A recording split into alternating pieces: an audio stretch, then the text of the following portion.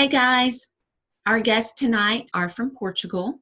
Their baby was born February 1st of 2016 at a home birth pool with a birth doula. Their baby was born perfectly healthy, but their midwife pulled on the umbilical cord, causing severe hemorrhaging and resulted in the placenta not being birthed, which was an almost fatal mistake for our guest. They believe the midwife contacted social services to create a distraction from her mistake. As a result, their baby was snatched from them and placed into foster care at only 5 days old. Here to tell their heartbreaking story of another government agency trafficking children in the largest legal human trafficking ring allowed, Leonardo and Iolanda. Hey guys. Good to have guys. Thank you so much for reaching out and asking to tell your story. We hear these kind of stories every day, and even though each one is unique, they all have the same underlying tones. So tell us your story. Yeah. So thank you so much for having us. All we want is definitely to spread awareness that actually the government, the ones that we think they are here to protect us, they are actually the ones that they are stealing and destroying families. And most important is that we want to say to all the families, do not believe that you have done something wrong, because the problem is not you, it's definitely all their lies. And do not have afraid to speak up and stand up for your children, because they don't have a voice and we are their voice. Yes. Now, so can you go through the series of events of what happened? Yeah, so I think most important of it is that I never have heard about that the government, they were taking children from their families and just put for adoption, even when they have families. Yep. What they say, and you can read everywhere, is that they only will do adoption when nothing else will do. And that's not true. My baby was put for adoption, supposedly, I don't know where he is, I don't know even if Santiago is alive, at 5 days old. And that is on the paperwork with the date of the 5th of February 2016. At this time, I do not know even what they have against me. And my baby was not even seen by a doctor. So they don't care if the child has a grandmother, grandfather, nothing. All they want is to profit from the children. You know, pedophilia, probably removing the organs for trafficking. And I need to be cold speaking about this because there is no other way. Yeah, definitely. It's an emotional and personal subject. Right. So I know that we did in the bio, we went through the story a little bit. So can we rewind a little bit and you can tell us how this happened and when they took the baby and all that kind of stuff? A little more detail. Yeah. So we planned everything, and we wanted to have a labor that it was with medical help. You know, we planned the pregnancy, and I have been seen through the midwife all the time. But because the midwife every month they were changing, then I went to private to get a doula. And then finally I had someone that was seeing me every time, because actually the UK service, the national service, was not being good, because every time that I was going to see the midwife, every time was a different person. But through the doula, I was having more assistance, I would say. So it is the NHS, so the UK service, that says to me, you know, you can have a baby at home. In UK, it's normal practice. I didn't want in the beginning, because in Portugal, that's not common practice. But because they told me, no, everything is fine, you are young, you are healthy. And because I'm not married, I don't know until what point, I'm already being registered as like, her baby could be good for adoption. Because the common practice in here is that they steal the children from single mothers. And no, I'm single for an option. I didn't get married for an option. So, but what we're seeing is that most of these cases, they come from single mothers. and I'm immigrant, you know, so I take them all, you know, healthy, young, single, immigrant, not rich. So I can take all, so they can steal my child. It's very easy to do it. Yeah. So I apologize. Go ahead.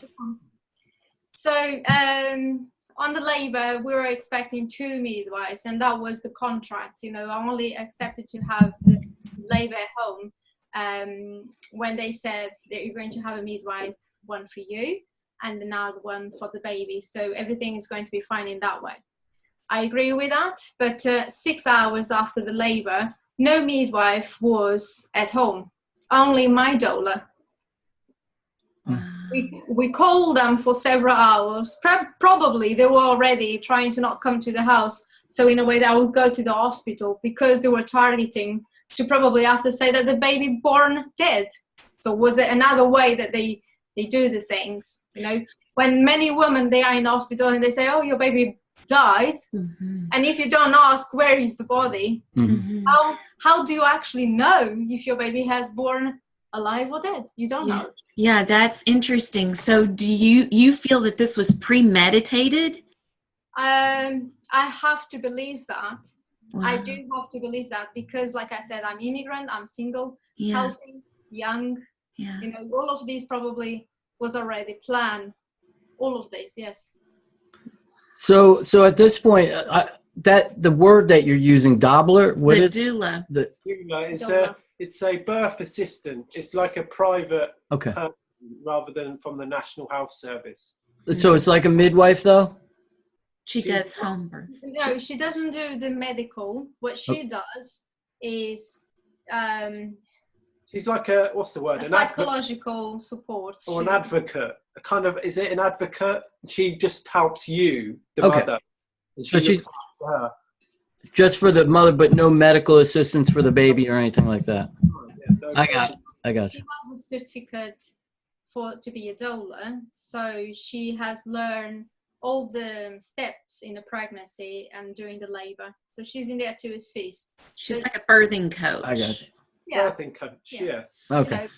You know, so who delivered your baby? Right. So when Santiago born, 10 minutes before was when actually the midwife arrived. Oh, okay. So she didn't do nothing, basically. Yeah. Nothing. If she didn't turn up, we would have been able to manage ourselves. Well, I would be able to manage myself. Because you were at that point, basically. Well, that's it, yeah. Yes. So, you know, I don't know if you know, but I was working in London before I decided to have my baby in Southampton. And I was working in the top clinic in London where the richest people, they go, and the top people from the society, the English society, they go. So I was working actually in Narley Street. So in cardiology. You were in cardiology, okay. So probably they are regretting already who they are dealing. You know, they have tried to say that I was a crazy, but after they saw my CV, actually they abandoned that. This to say what I was working in medical, and I've never seen such behavior that this midwife did to me. She arrived in my home, and the first thing that she says is, "The car I left is in the vehicle, the car she was driving in." Yeah, she didn't find a place, so it's the wrong place. So she's afraid for a ticket, and kind of like, hurry up, just do that because I want to go home. She even said that she had the husband waiting for her. So she changed the environment completely. She changed all the environment. And I even said to Dola, without him hearing, because I didn't want the things to, I said to the Dola, I'm afraid of her. So let me get this straight so everybody understands. She comes in there, and instead of soothing you and helping you, it's more of a rushed type atmosphere, right? Making you nervous. She changed the energy, the feel. It was serene. It was beautiful up until she turned. Okay. She turned up, and as soon as she came in, her whole energy and presence, it's like stress. Creates stress on the She pulled the umbilical cord. I have to grab her hand and ask her more than once, please don't do that, you're hurting me. He did the same. She didn't care. She just wanted to go home, pulled umbilical cord. Twice. She pulled on the umbilical cord twice. And I don't have any children other than Santiago. I instinctively knew that was wrong. Mm-hmm. She pulled it and I said, please don't do it. And she did it again. Oh my goodness. Right, and after that, Iolanda then started to bleed. So just for you guys to have an idea, a man has 5 liters in the body, a woman has 4 liters.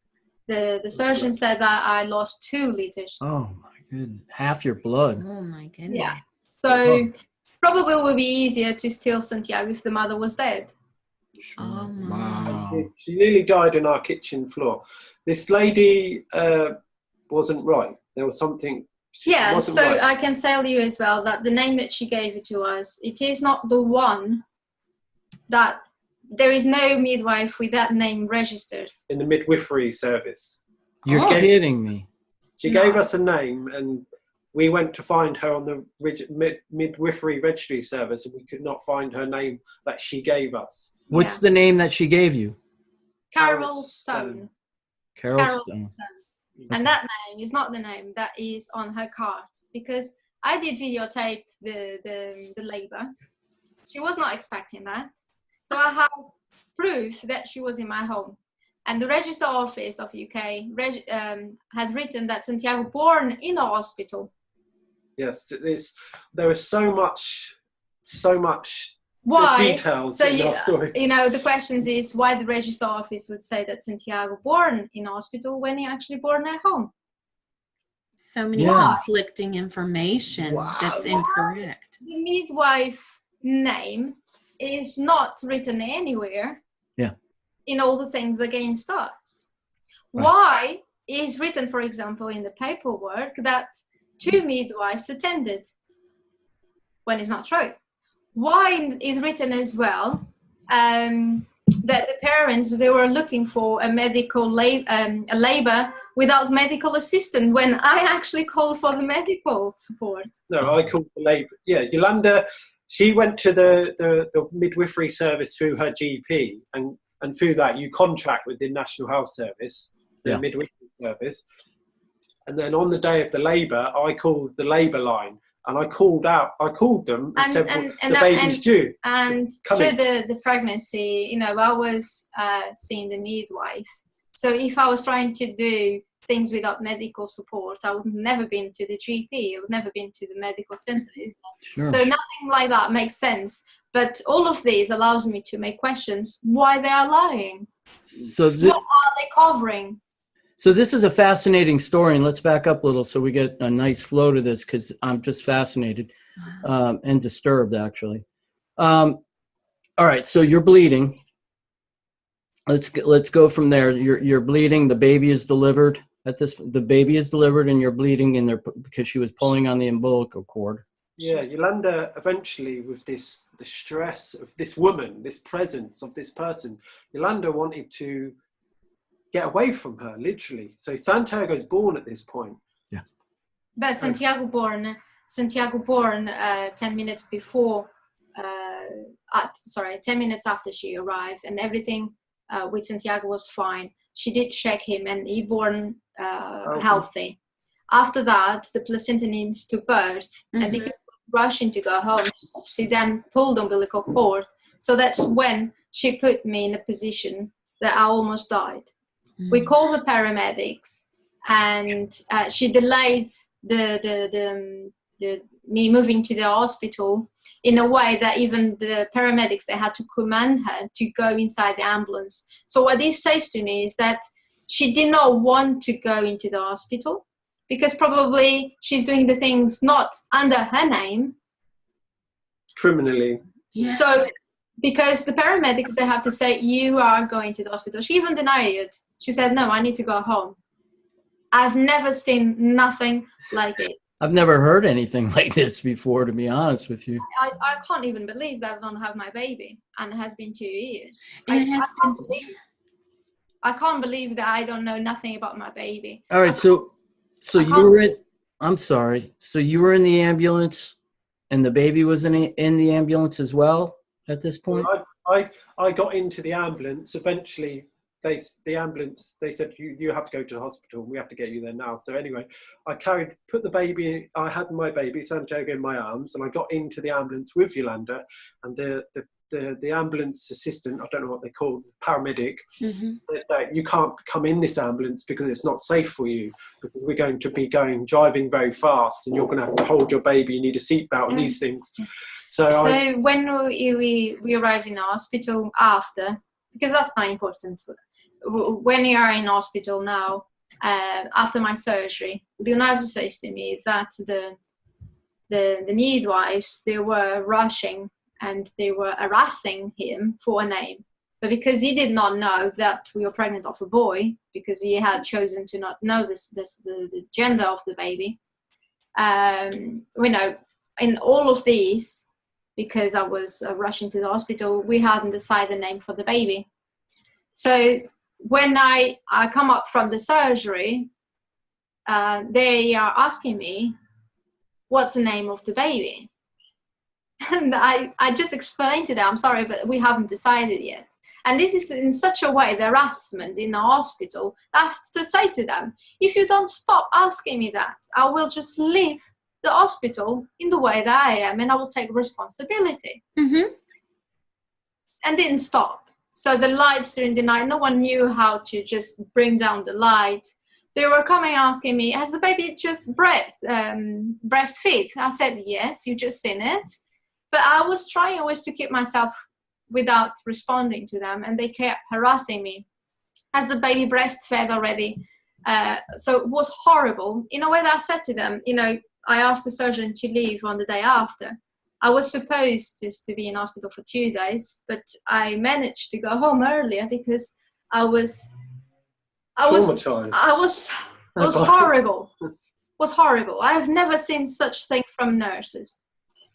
At home now. So I went home with the condition to go to rest, because in hospital I was not able to rest. Not resting just from the label, but from the surgery. Yeah.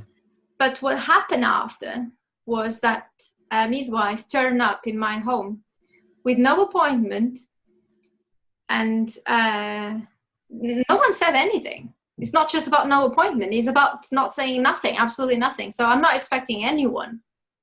So when England people, they run on a presumption, but with Portuguese, I assume, is most people will make an appointment. Sure. And they will come. But no, it's not England, just that, because even I'm Portuguese, and in England I have been told that the English do not like friends to come around without saying. And in Portugal, we are more than welcome just to appear, and I was nearby, and great, that's fine. But I do actually have learned that in England, the English, they don't like no one to come around without saying. Okay. Well, especially somebody that's not family member, And you're recovering. And you're recovering, yeah, right. I'm very surprised that actually, because I didn't open the door, because I was tired, I said to Leon, the harassment in hospital has enough. In my home, they are not going to do whatever they want. They will have to respect me. I just came home, and without no appointment, without no notice, please come in another time with an appointment. Yeah. And that's it. Simple like that. So what happened is that when she was speaking through the intercom turned off, and we expected that she was all right with that, and she went away. 2 hours after, another midwife, I want to come in. And I'm like, sorry, it's just 2 hours before someone was in here. And this time is a midwife that was seeing me through the pregnancy. And she was not aware that the first one wasn't there, and she didn't even know who was that first midwife. Yes. And I'm like, all right, no one knows who is who is coming in here, but I'm not having peace, not even in my home. Mm-hmm. I have a little one that I have to be mentally well, and no one is allowing me to rest. Yeah. So on the day after, then this second midwife, she called saying, And it was very important that we see the baby, and we're going to book an appointment. And I said, fine, let's do now for this Friday. At this time and point, we are on a Wednesday. And I said, fine, let's book this for Friday, the 5th of February, 2016. But do you know what? She's rushing, but she has no booking for Friday, nothing available. So she is the one that books for the 12th of February, 2016, without telling me that I am at risk of losing my baby if I don't open the door in the next second. So what happened after is that the police turns up in my home saying, you know, you didn't open the door to the midwives and someone is concerned. So it appears there's one midwife, it appears from a hospital. It seems like it was from the hospital. And another midwife was the prenatal midwife came. They didn't know about each other was coming. It was just different people coming. You know, everything's heightened, or our emotions are heightened. Yolanda's been through everything. Yolanda's been through so much. She just wants to rest. So she's telling me just let them know that she wants to rest. And I've never had any kids. So I don't know how these things work. So I asked them just to come back, make an appointment. You know, make it an appointment. And because of what they think as a refusal, they take it as something's going on. So you know, what happened after is that this appointment was done for the 12th. But you know what? This is not in the paperwork. Oh, her resetting the appointment for the 12th wasn't it? No resetting. I have asked the appointment for the 5th of February because I'm the one that actually wants my baby to be seen as soon as. Right.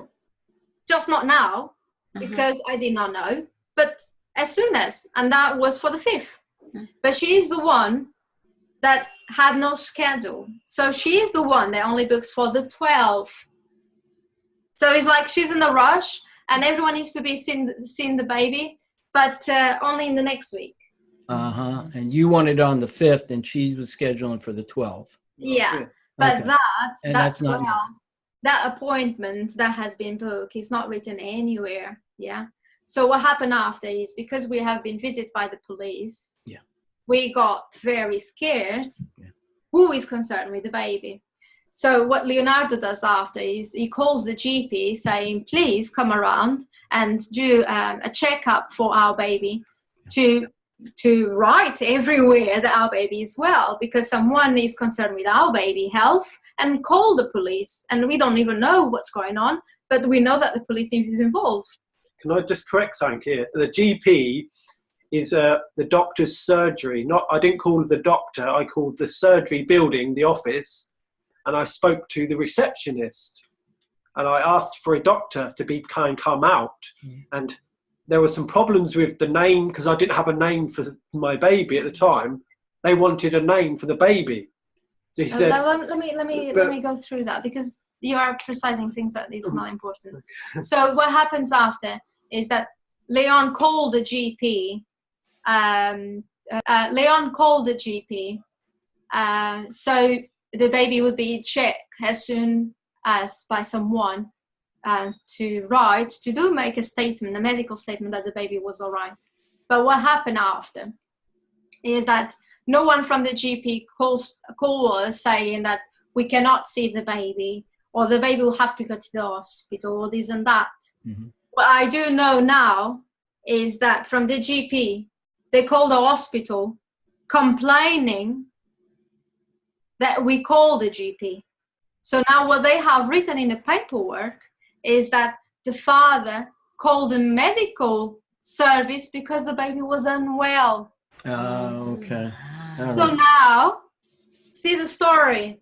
If the baby is unwell, if the parents did not open the door, they are negligent. That's gotcha. right. All right, now I see what's going on. All right. And That's right. So let's take this baby. Let's put him for adoption because the parents are negligent. Now we can try that the mother is crazy because she has a good CV. Let's attack the father because the father has medical beliefs that they are not of the government. He actually was doing MMS, Master Mineral Solution, And actually the BBC had made a campaign against him. So that's brilliant. So they were giving bleach to the baby. That's what they said. They were bathing the baby into bleach. But actually they did blood tests where is written that there was no bleach in the blood. But because that's not good enough for the lies, so let's carry on, that they don't like the beliefs of the father. Doesn't matter if the mother does not have no beliefs in the MMS, but we want the baby for adoption. So that's it. Well, so I think one of the peculiar things that I'm hearing about this story is the midwives coming, 2 midwives showing up the same day, and neither one of them knowing each other or about each other. And what that tells me is that somebody is sending those midwives to your house. One at least. What I'm saying is it sounds like a coordinated effort from somebody above sending these 2 midwives, but not telling them about or each one other. of them is infiltrating, trying to pose as a midwife. Something peculiar about the story. Jim and Angie, if he called the GP saying, please come around and just to do a checkup for the baby, what is the need to say that he called the medical center saying that the baby is unwell? I never said that at all. No, you never said Right. that. You just you guys were nervous because the cops came to your house. Wanted to document that everything is okay. Yeah. And that police officer has done a medical a report where he's saying there is only misunderstanding. The mother is saying that he's just tired, and they you know, even that I said, you know, I thought I had my right to have a family Birth. the right of privacy. Oh, I yeah, have sure. my privacy, but it seems that I have to open the door to midwives that are not expecting, and they are like gods in England. So the police has written this down, but none of this is important because all they want is to steal the baby. So wow. So take us through the story of how Santiago actually got taken and what happened there. So in a hospital. So after the police, we got then on my phone. I got a phone call because all the phones they were off. I only saw that I had a missed call on my phone later on, and when I saw the message, it was a threat. You need to be in hospital until by 5 p.m. That was a threat. And she was saying that we know that you called the medical GP, but he cannot go your home. The baby has to be in hospital by 5 p.m. This, when I saw this message, was 4:45. Oh.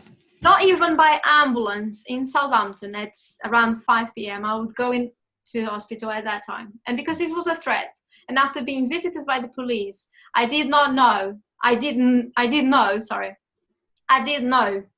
that all they were doing is in a way that if I was not going to the hospital by 5 p.m., this mother is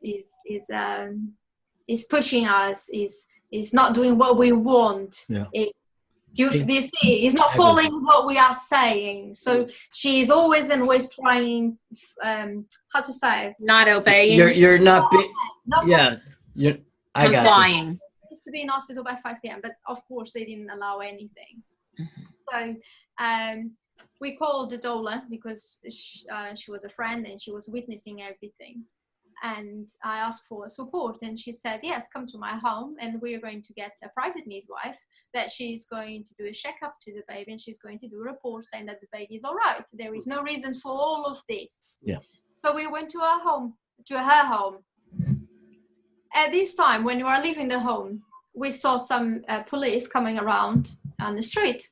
You know, are you going to ask the police, hey, are you going to my home? Are you looking for me when you have no criminal? Okay. So I'm actually already now in Dola's house, and I receive a phone call. It's the police. Where are you? And I'm like, what the hell? Oh, did you not see us? I'm like, yeah, I saw some police, but I did not know that you were looking for me over that kind of stuff. So what they have written is that I ran away. I did run away, and I was just right round the corner in my friend's home. But they wrote that I ran away, that they closed the airports. Yeah, they sent warnings to the airport to say if they tried to escape. Yeah. No, they used a legal term. They said abscond. Abscond. And abscond is a legal term, very, very important, because only can abscond if you have been told that someone is looking for you because you have done this or that. In court, it's the court. Like a warrant for your arrest or something like that. And it almost sounds APB. And it almost sounds like, I'm sorry. Sorry. Oh, I was going to say, it almost sounds like they want to hit you with some kidnapping too. I mean, this is ridiculous. Exactly. Everything and nothing, you know, I just don't like you, Jim, because you have glasses and that's enough. Yeah. Yeah. And now you try to defend yourself because of that. You can't, can you? You can't do that. So they just pile on any reason in the paperwork. And what we now know is if one person tells a lie, the next person in the chain is afraid to question the lie. That person takes the lie on, the next person takes the lie on, and so on and so on. And that's how they do this, because no one questions the first lie, and everyone just carries it. And it's so after what happens is that this doula, she's trying to get a midwife to go in a home to see the baby. But what happened is that we got a name, and she was actually a head midwife, so someone important in the Princess Anne Hospital in Southampton. So for us, sounds great, you know, she's an important midwife in there, a boss kind of thing. No one is going to doubt her report. Right. So the doula gave to the policeman the name of this midwife. So soon after, this midwife that had confirmed that she was going to see our baby in Doula's house, she says that the hospital is not allowing her to go to Doula's home to see the baby.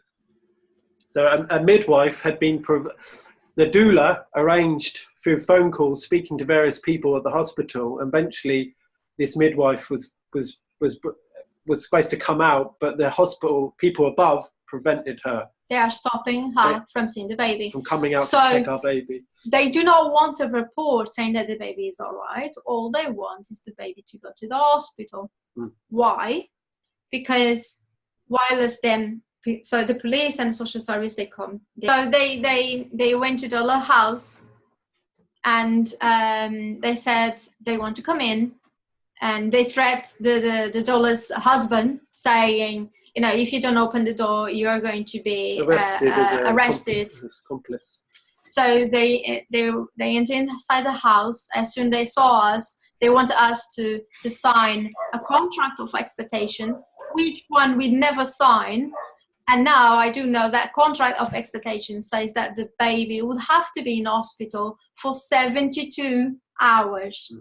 So just to remind, we are on the 5th of February 2016, and at this point in time they want us to sign a contract of expectations that says that the baby needs to be in hospital for 72 hours. 72 hours.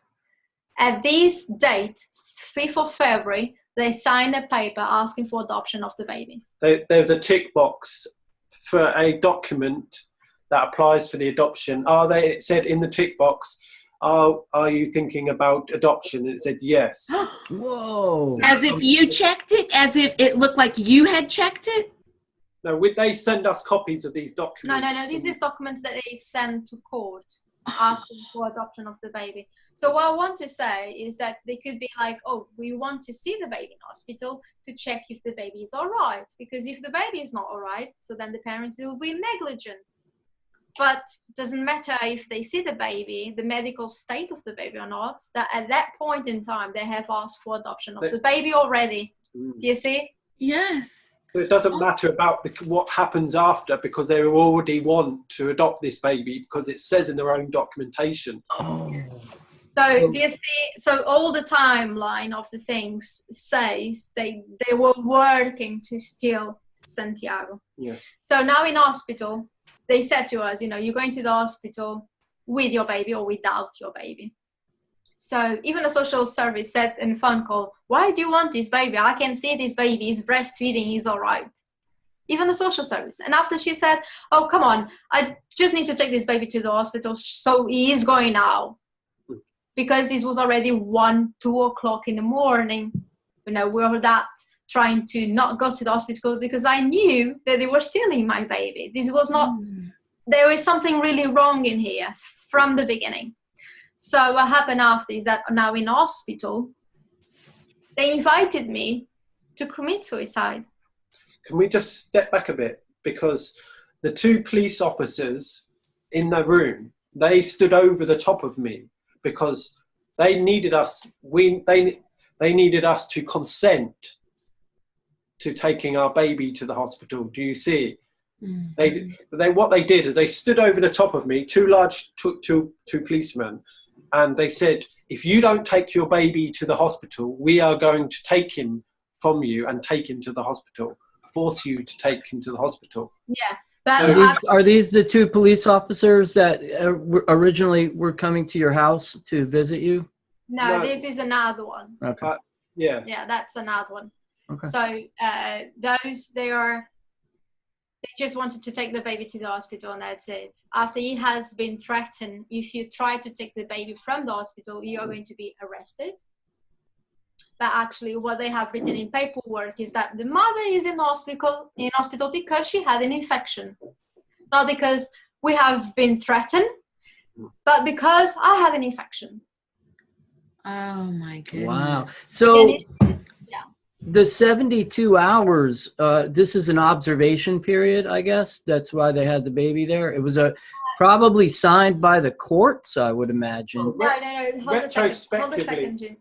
What happened in here is that these 72 hours, what I'm saying to you is that I know now that was written on that contract of expectations. But at that time, when they asked to sign the paper, we didn't read that. Didn't know. You're not going to sign a contract.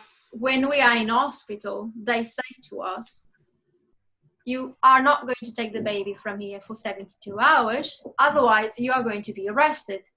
Just that. Now we know. During these 72 hours, what they were doing was going to the court, trying to get a judge to steal the baby for adoption. Sign the order. But because the first judge did not want to do it, he said, the parents, they're not here. I want to see these parents. They then applied for another 72 hours. Wow. There is a report of a policeman saying, I've never heard about this. This doesn't sound legal. But still they went forward. So it's 72 hours plus 72 hours. Yeah. And during all this time, they made sure to never allow me to sleep. If I was not breastfeeding, I was going to a small room, which one he could not be in. The doula has been thrown away from the hospital. We are completely isolated. And I have been invited to commit suicide. If I was not breastfeeding, I was in that room.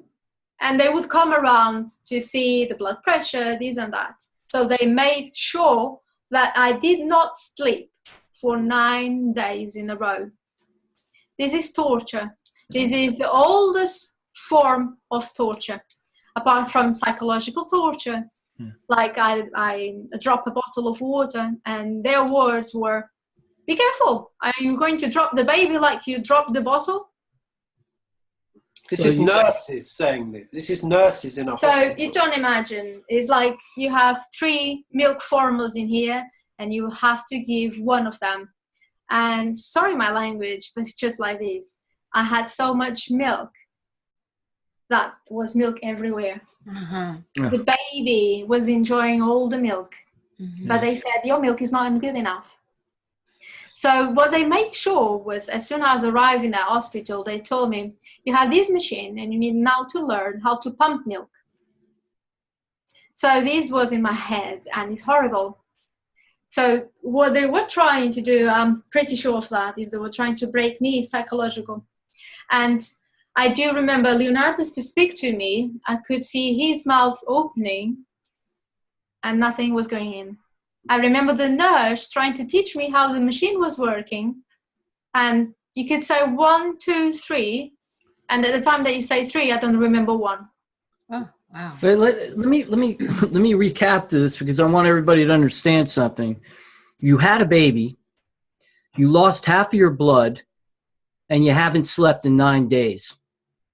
Yeah. I don't know too many people that could even survive that. Her. Yeah. And now they are saying that you're being negligent with the baby, because who could perform after any of that? Who could even, like you said, his mouth, and you can't hear anything coming out. This is unbelievable. So who do you think were guiding the nurses? I mean, the nurses had to be in on all of this as well. You know, at this point in time, while as I'm in hospital, I do not know nothing. We're asking for papers, why we're in hospital, what do they have against us? Nothing. They don't say nothing.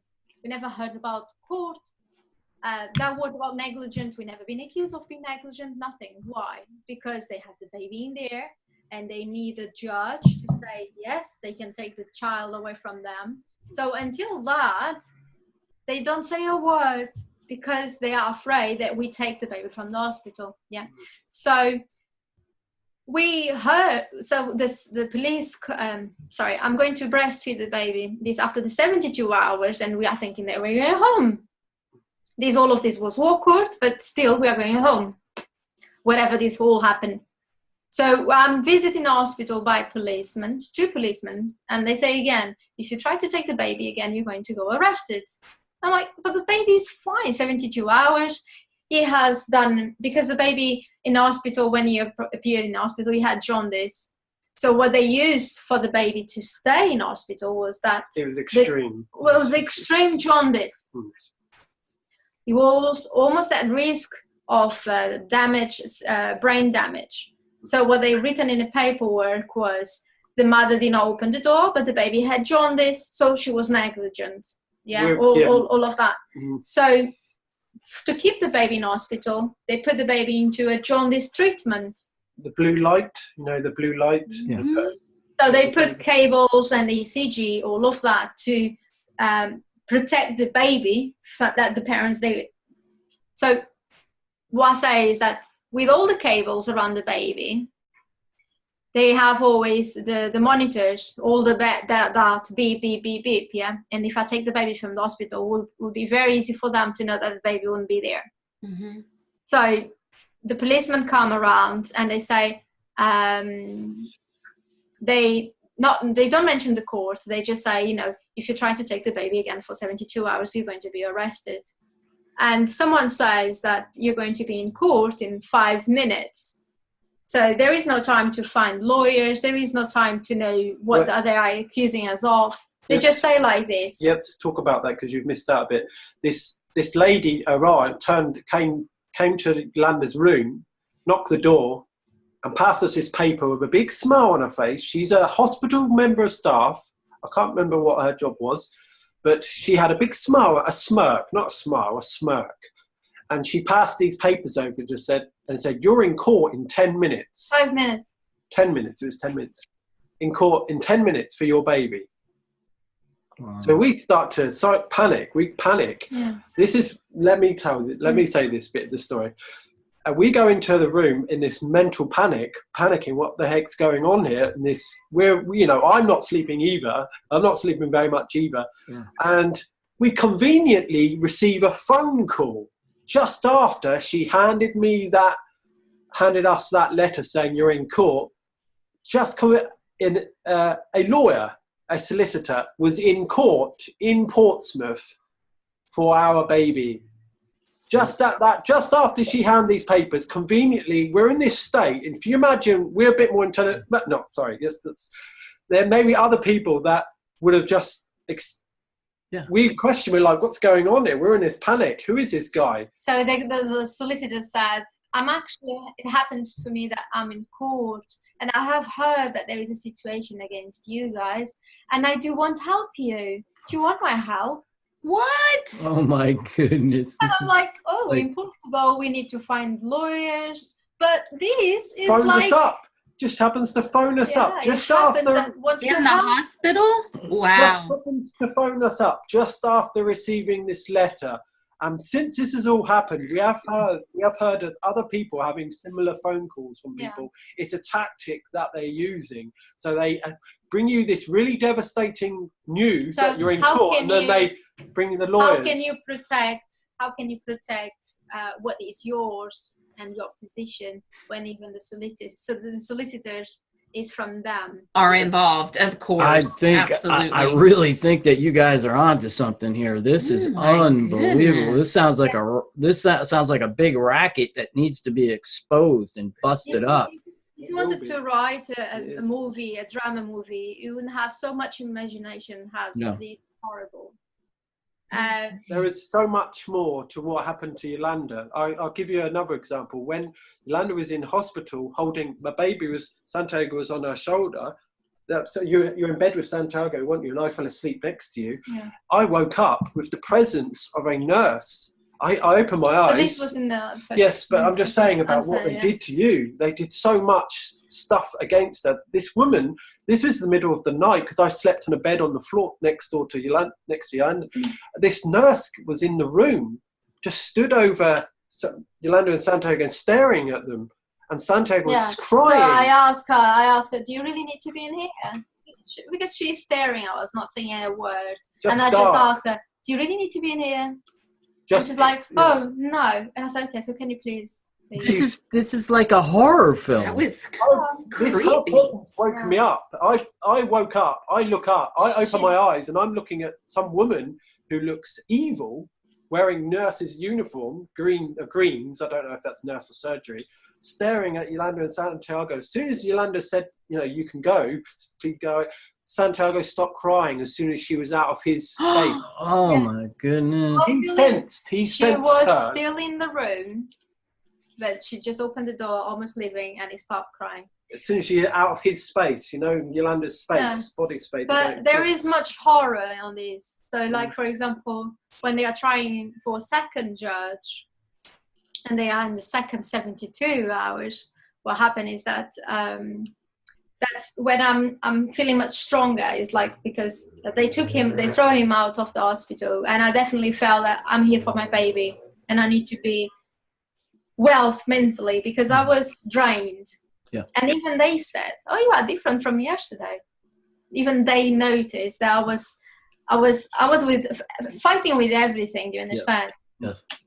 So what happened after is that we are at the end of the day. So on the 9 of February 2016, we have been told they were in court and something was going to happen. We did not know no time. We did not know which court were. So they are deciding our life, but we don't have the right to have lawyers, neither to know where is the court, nothing.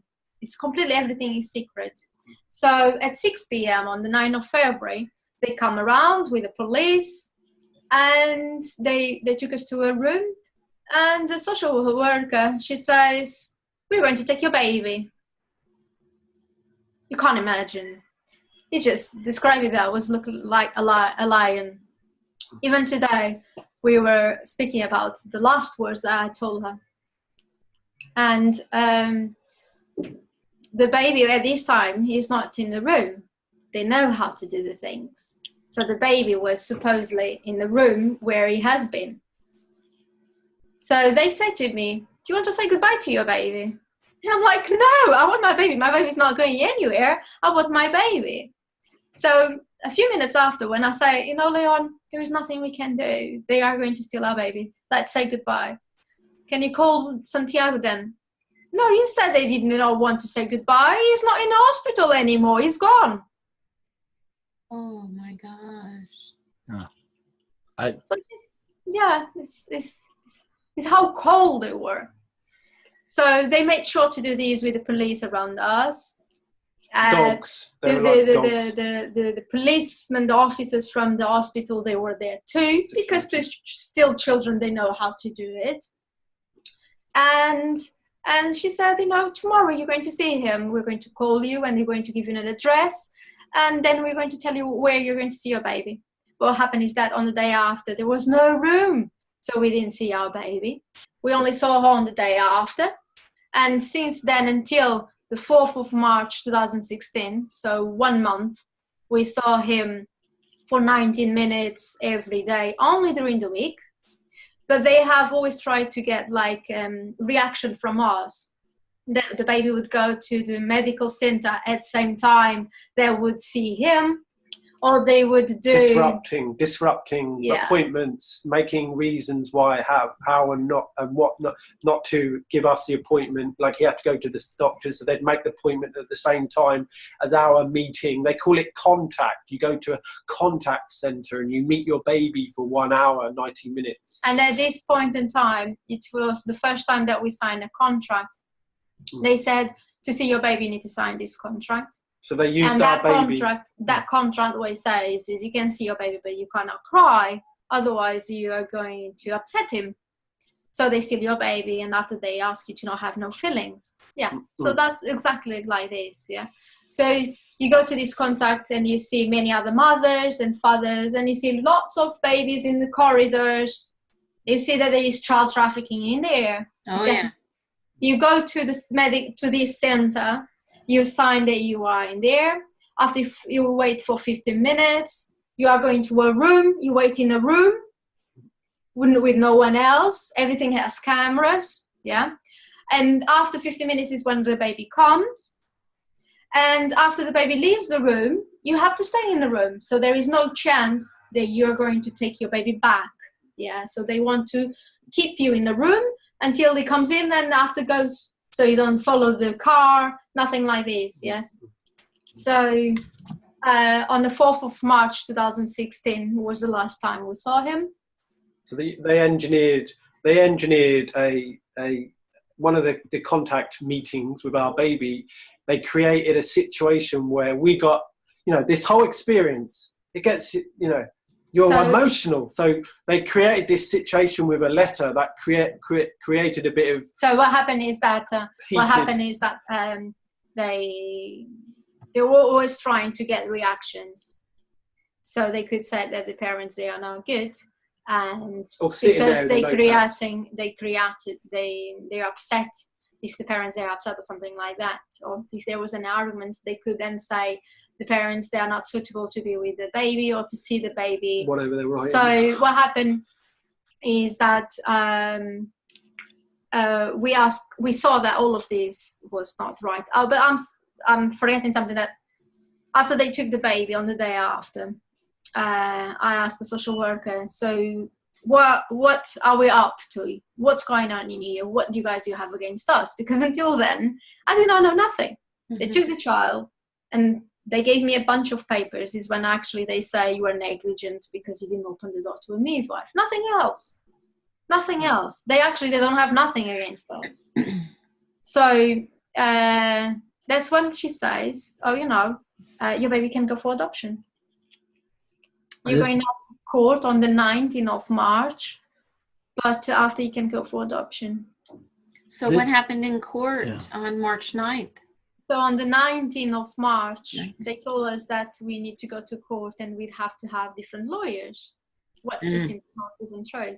And in the room where I am alone with this barrister that I only met at that day, she told me, you have to sign in here.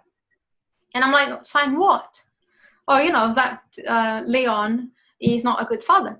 There we go. That happens here. That's right. I'm like, what the hell? You're supposed to be on my side. Help me. This is something. So I just left his room. I went into his room where he was with his solicitor, and I'm like, Leon, they want me to sign a paper against you. Let me explain mine. I'm in my room with a barrister and lawyer, and just before Iolanda came into that room, the barrister, the lawyer, the solicitor said, Iolanda has agreed that you are a risk to your baby. And then just a moment after, Iolanda comes in the room and says what she said. She said that to me. And at that point, we then knew that they were colluding against us. Both sides were colluding. Not both sides. Both group team, whatever. The barristers and the solicitors for her and were colluding against So we saw that we couldn't trust on them. They were in there to steal our baby. And we have commanded the solicitors to do in court was to say that we did not agree for the baby to be in foster care because there was no reason for that. But you know what? That's something that they never did. They didn't say anything about the parents not agreeing. They didn't do nothing, actually. The lawyers in court, they didn't do nothing. So what they were trying to do is what they usually do to all the mothers, is to put the mother into a clinic, a mental clinic, where she is monitored 24 hours CCTV. They try to drive them crazy, and at the end they are going to take the baby. So they give the promise first. If you're separate from your husband, we're going to get the baby back. I knew that from all that's not true because it didn't make no sense. Right. And there was no reason for nothing like this. After they take the separate the mothers and the fathers, they try to put the mothers into these mental clinics. They try to say that she's crazy. Or better, they put them into these clinics. But we found out that those clinics, they are mental clinics.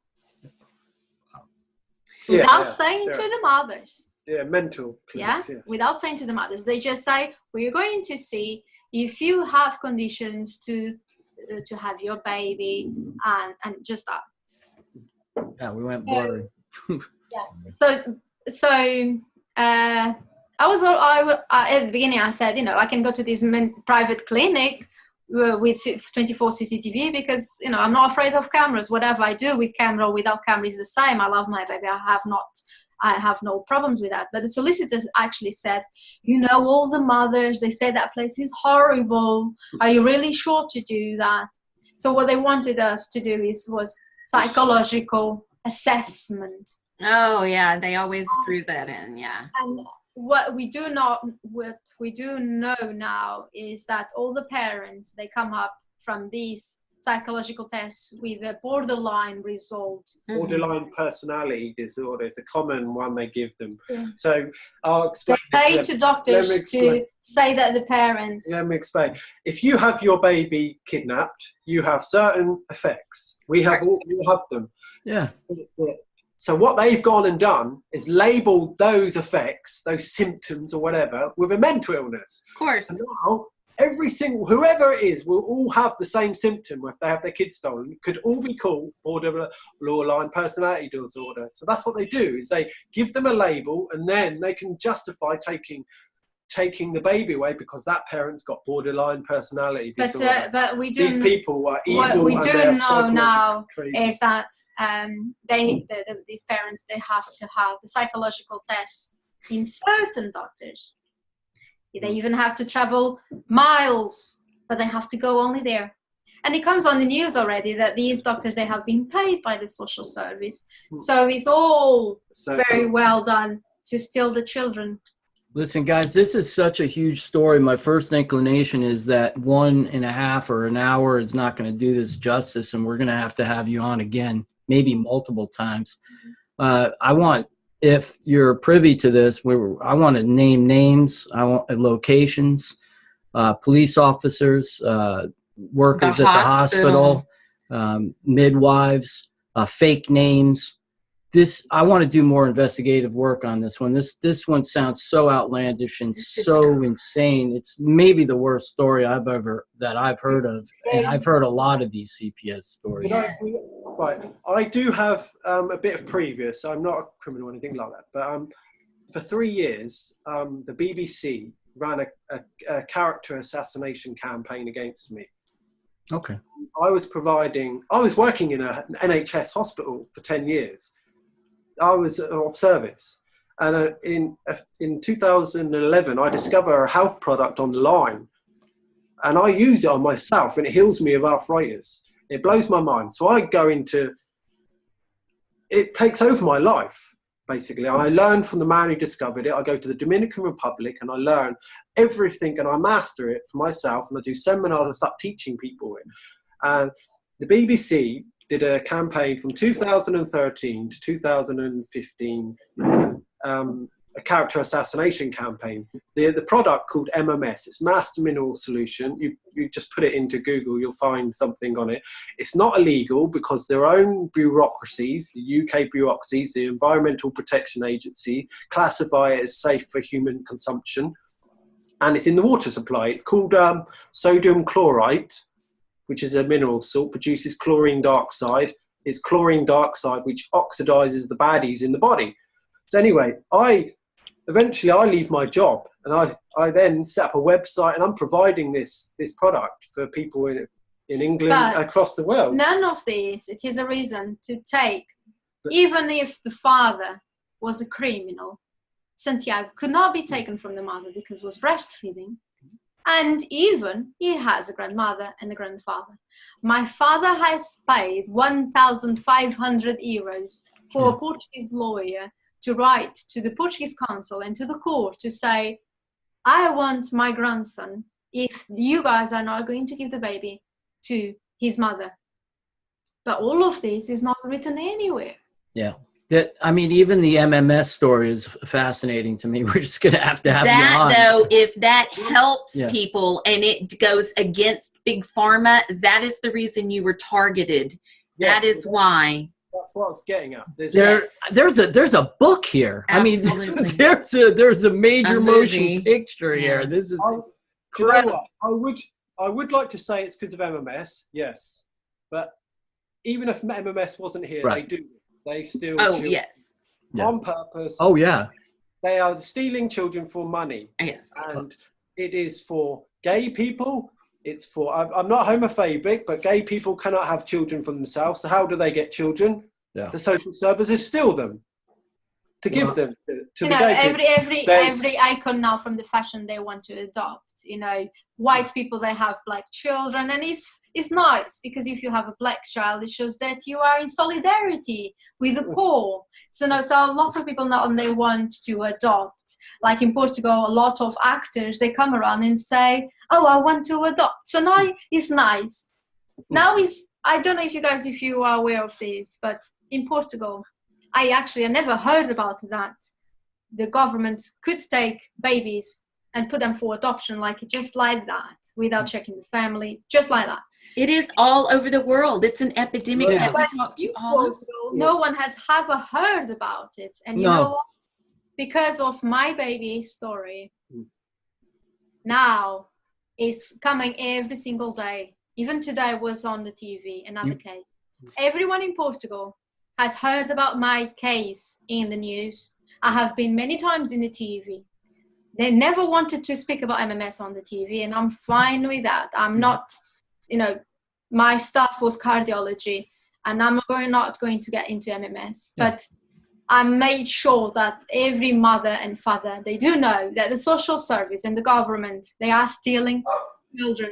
Because people now, they do know that this face, because you have to have, this is not the better picture, but this baby is not adoptable because you have to have my face or his face, and he has to be somewhere. They have hidden him for 2 years. If they want to hide him for 16 years, but my baby will have to be somewhere. And my name, Iolanda and Leonardo, on the internet is everywhere. Yes. He will know the story. Yeah. He will know what they have done to him. They cannot hide him. And whatever they do against him, everyone knows. It is of the public notice now. Yes, Iolanda in 2016, because there is so much more that we're missing out as well. They sent us an injunction as we started to publicise on the internet. They wanted to silence us. Mm-hmm. So then the council who steal the children, city councils, that's who are doing it, applied for us to be put in prison for breaking the injunction. So we left and came to Portugal to safeguard ourselves so we could able to publicise it. So what happened is because of the letter issue, they said, we're going to court and we're going to apply for you to not see your baby again. I said, I cannot see my baby, so I'm going to ask for media help. On that night, I went to Richie Allen's show, and we did an interview On the day after, they applied in court for an injunction and for us to be arrested. They wanted to silence us. I asked for Portuguese help for the Portuguese government. They didn't do nothing. And once I'm in Portugal already, I have been told by an English journalist, if you return to England, you're going to be arrested. So I've never returned without seeing my baby. You know, I have to give a voice to my baby. And I do know if I would go back to England, they would imprison me or they just put me in a mental clinic. They steal passports. They steal the money from the mothers. Can you believe it? They go to their bank account. They steal the mothers.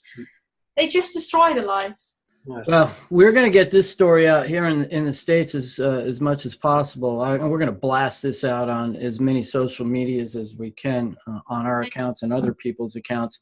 And I'll talk to Angie about this after we get off of here to see how we're going to proceed. But I think that we need to have you on at least another time or two. I just want to say something. We are building a website now because Facebook blockers, the YouTube, you know, I have been many times on the TV, but they make sure that what they put on the internet, when my first name comes in, they make sure to put the mother was brainwashed. Yes. They manipulate the information that becomes on the internet. On the Google search engine. So we have a website now. It's www.ourbabywasnatched.com. And the people, they can find more information in there and the YouTube and all of that. So just to say that. Well, we've been on Facebook from the beginning. Before we had a website, we've had a Facebook page running. It's got over 8,000 likes. There's loads of videos. In 2016 we produced over 68 video contents. We've got loads of video content on our YouTube page. Everything. We're having this experience, we started putting two and two together. We were noticing things, and we made videos related to connecting to that, to content. So there's loads of content on our YouTube channel. Our Baby Was Snatched. Okay. So our Facebook. And we've got the like pages. Yeah, and we put the videos, for example, of the Prime Minister of Australia saying that, we apologise for the forced adoption that has happened in the 90s. In the 80s, yes. That's right. That's right. Yeah, we remember that story. Norway stealing children. Right. So they admitted that they were doing it, but the problem is they're still doing it. Yes, exactly. And in Portugal, just blow out a case after Santiago, because before Santiago, everyone did not know nothing, and only now the people, they are encouraged to speak up. Blow out the case of, it seems, Brazilian priests. Church. They wanted to adopt children, so they were coming to Portugal to steal the children. So we have some understanding of that. When they apologise, what they do is they apologise when enough people wake up and learn the truth. But what they do is they change the bureaucracy, they change the organisation that's doing the stealing, and they carry on. In England, it used to be the church.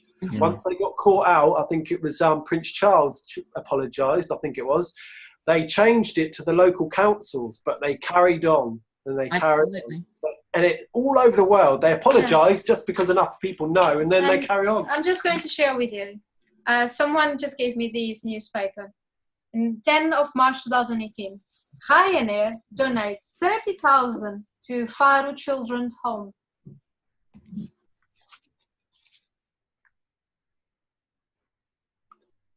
Wow. Yeah?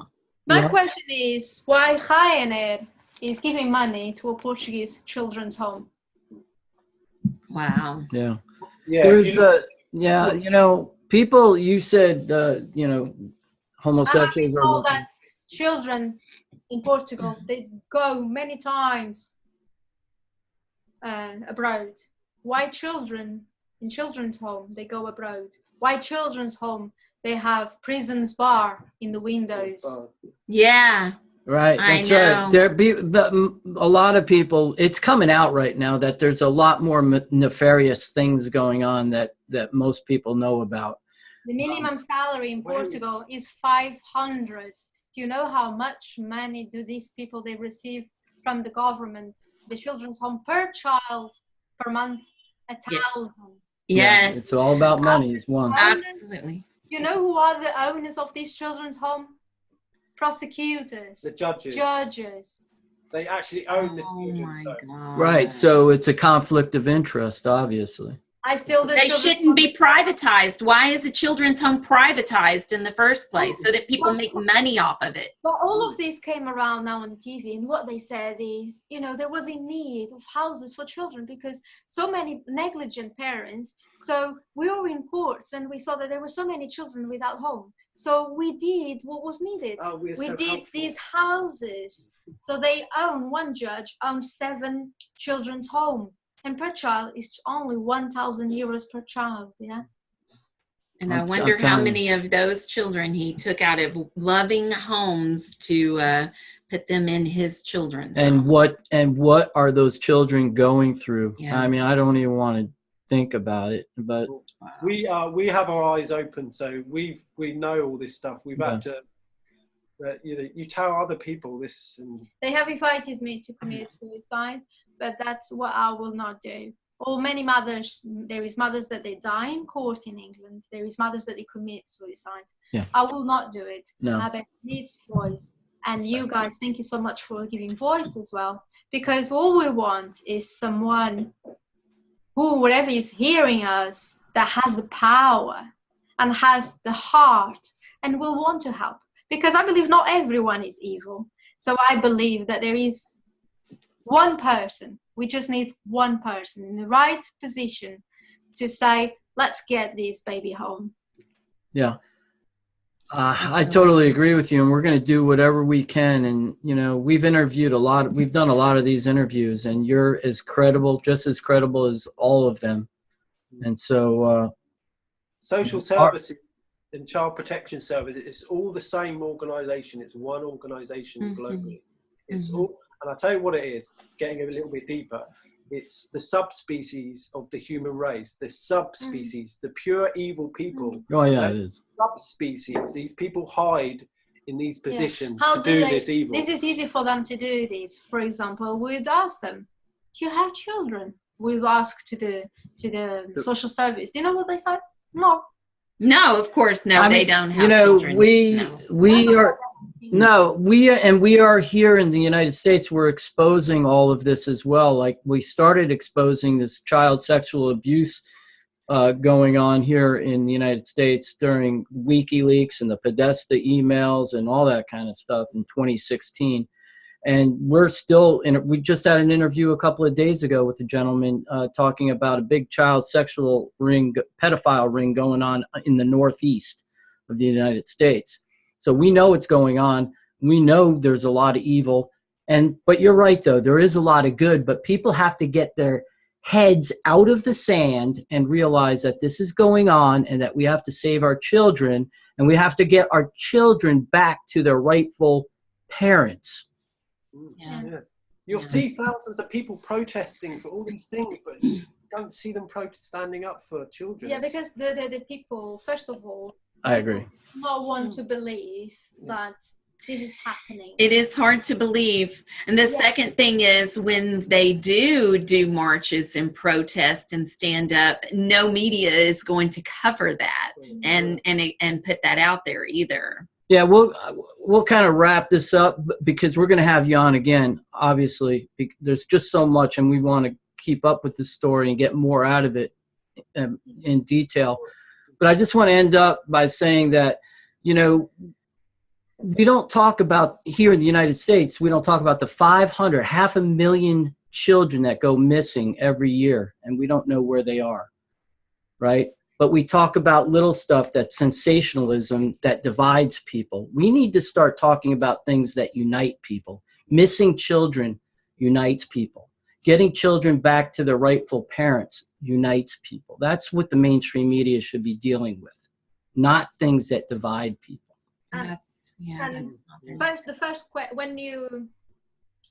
Before my baby in Portugal, the mothers, they wouldn't dare to speak because they were going to be judged. Many parents, they would not say anything because they were afraid of what the neighbor was going to say. Because the first question that the people, they do is, what did you do wrong? Yeah, I know. So what do they have against you?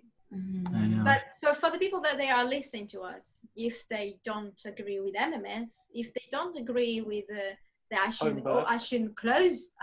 I should have opened the door. That's fine. I thought I would have the right to not open the door. I thought I would have the right to have privacy in my home. But at the end, we're talking about a baby that has a grandfather and has a grandmother. And a father. And a we don't take children for adoption. One has a family. That's right. We're not supposed to. I couldn't agree with you. I agree with you. At the end, I think if you don't want to see what is clear, it's because you are not ready to see the truth, and you prefer to live in the world of kings and queens. Yes, that's right. Well, let's wake up. Let's wake everybody up that this stuff does happen, and and if it happens to you, you're not gonna like it. Yeah. So I mean, let's support. Let's support this couple. If you don't speak for us, who do you think is going to speak for you? Because that's right. Exactly. Left in here, so people, they need to start to see that if it happens to us, it can happen too. Very well said. Very well said. Thank you again so much for reaching out to us and allowing us to get your story out there.